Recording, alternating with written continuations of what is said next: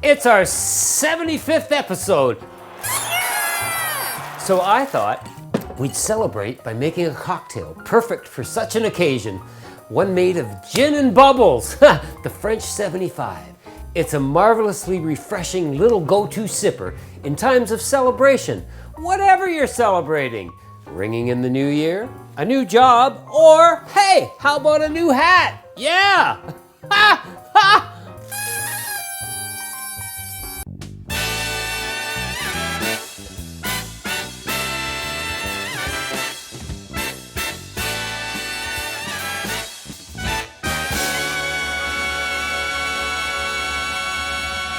Once again, the origin of the French 75 is slightly muddled, like a lot of classic cocktails. One of the first recipes to appear for the French 75 comes from Harry Craddock's Savoy cocktail book from 1930. Although Harry had no part in inventing the drink, he certainly had a part in making it popular with his book. But it's also thought that Harry McKellen, owner of Harry's New York bar in Paris, named the drink in 1926. It's believed that the inspiration for the cocktail's name came from a French 75mm field gun, model of 1897. A bit of heavy artillery used by the French and Americans in World War I and into World War II. The gun was known for its accuracy and speed, with a recoil mechanism designed for smooth, continuous operation. The French 75, the cocktail that is, has a kick too. Kind of like being hit by such a weapon. Back to Harry McKellen. He never claimed the drink as his own, though he gave credit to a bartender by the name of Patrick McGarry of Buck's Club in London as to where the drink came from. Now McGarry simply took a Tom Collins recipe, which is gin, lemon juice, and sugar, and club soda, and replaced the soda with champagne. That's where the French part comes into play, the champagne. Now the craziest tale that I find really funny, during World War I, the soldiers on the battlefield had no drinking cups. So they took the spent casings of their 75mm gun and filled it with gin, lemon juice, and sugar and champagne. They didn't have cups, but they had booze. I'm glad to see they got their priorities straight. Holy shit, man. There's a variation on the French 75 in a lot of bar guides that replaces the gin with cognac. This kind of makes sense because cognac is French and, well, gin isn't. But if you make it with cognac, it's not a real French 75. Make it with gin. The cognac version often goes by the name of the French 125. Named after another big gun? Now I should make a French 75 in a Collins glass, not a champagne flute or cocktail glass. Why? Well, because I think a Collins glass is more fitting and resembles the spent shell of that 75mm cannon. Although a little smaller than the real thing, I think it'll get the job done. But you know, I kind of like tradition, and it's champagne. So let's use a flute. So let's load this gun, yeah!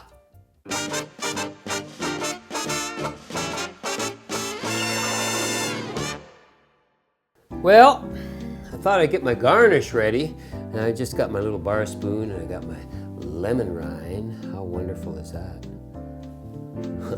Now I can't get it off. There it is. And that is a beautiful thing. Look at that. Yeah. Okay, I've got my chilled flute glass here, just with water and ice, and I'm just gonna slide that off to the side. We got our shaker glass, and I don't know which gin to use. I got 5 bottles going on here. I got my Beefeater, my Aviation, my Hendrix, my Tanqueray number 10, and something new I bought, the Botanist. But, you know, I shouldn't use Tanqueray because, well, Tanqueray really directs itself more to limes, and this drink uses lemons. So, we'll just flip that puppy. Beefeater is a good possibility. It seems to direct itself towards lemons. I don't know, I'm swaying towards Hendrix because, well, Hendrix is a really fine gin. So let's put a stopper on here and let's get making a cocktail. And you know, this hat is driving me nuts because I've been wearing it all wrong. It's got a strap here. Ha! Okay, now I'm ready for the army. Yeah, let's go. Okay, we want 2 ounces of gin, all right? Nice. Okay, followed by lemon juice. We want 1 ounce of fresh lemon juice. Yeah. Okay, let's see if we can get an ounce here.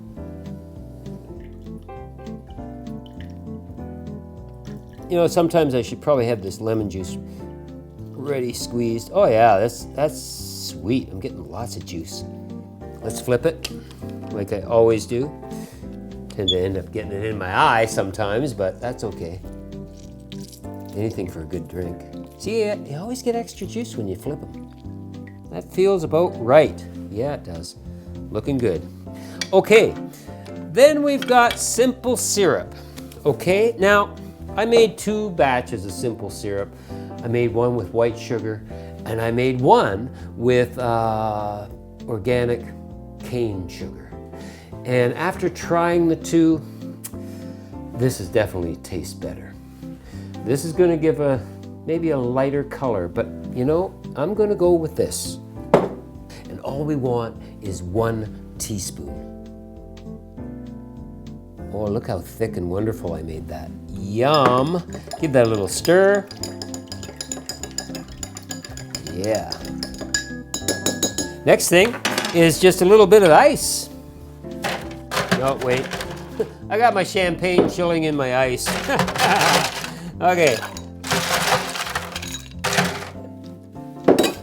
Maybe we should uncork this. And you know, you always want to be careful. Put your thumb over top, because this could fly off in your face, your eye. So just gently open it. Oh, and you know, this is a brut. Have you ever wondered what brut meant on a bottle of champagne? Well, it's brut means the driest of bubblies. And that's what you want, is a dry bubbly. Okay, shake it like a 75 millimeter cannon. Ow!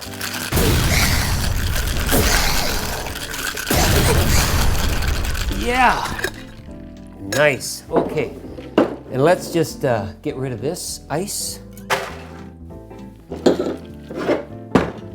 All we're going to do now is just double strain into our wonderful flute.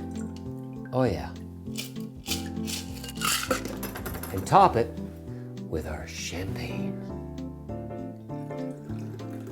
Oh yeah. Looking sweet.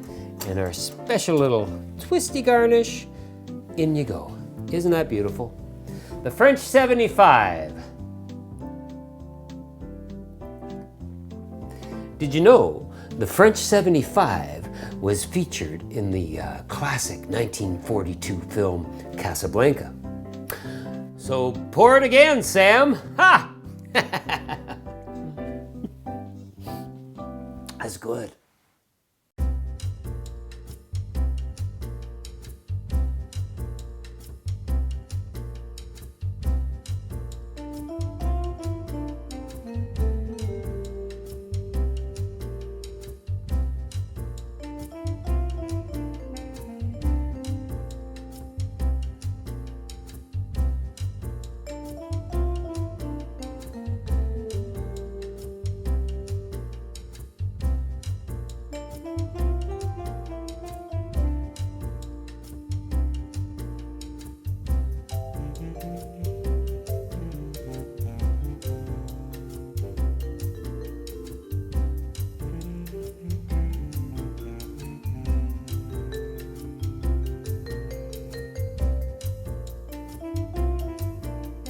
Blah, blah, blah, blah, blah. Okay, I'm going to use the good syrup.